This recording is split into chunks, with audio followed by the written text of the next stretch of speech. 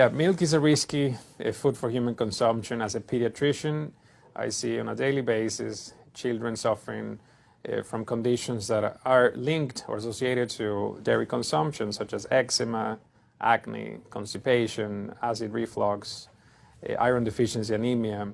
Cow's milk protein is the most allergenic food. People say, well, no, I want hormone-free, not injected with bovine growth hormone.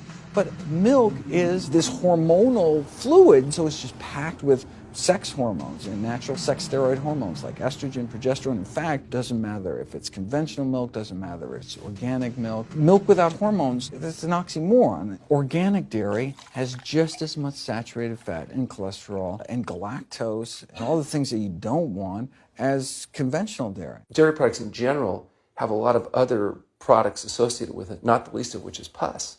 I mean, they actually have laws limiting how much pus you can actually have in a milk and still sell it. I believe it's like 750,000 pus cells per cc. Because, I mean, you wouldn't want too much pus and it would be like pure pus. People might object. In fact, you could think of cheese as kind of coagulated cow pus, if you would.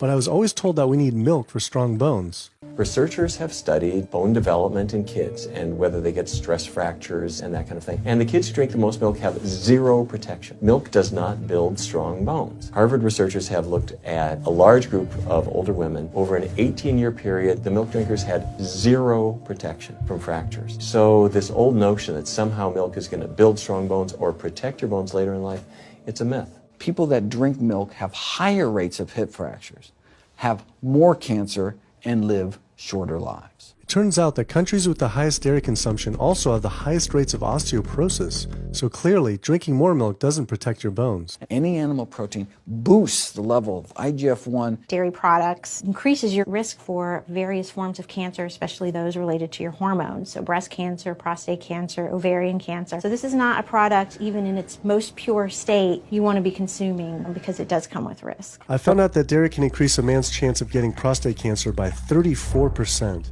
And for women who've had breast cancer, just one serving of whole dairy a day can increase their chance of dying from the disease 49%, and dying from anything 64%. Why weren't breast cancer sites like Susan G. Komen warning everyone about this? So we're wondering why you don't have a huge warning about the dangers of consuming dairy on your website when there's a direct link to breast cancer. There was a study published in the Journal of the National Cancer Institute that found out women consuming dairy who has had breast cancer increases their risk of dying of breast cancer 49%. I was wondering why it's not on your website.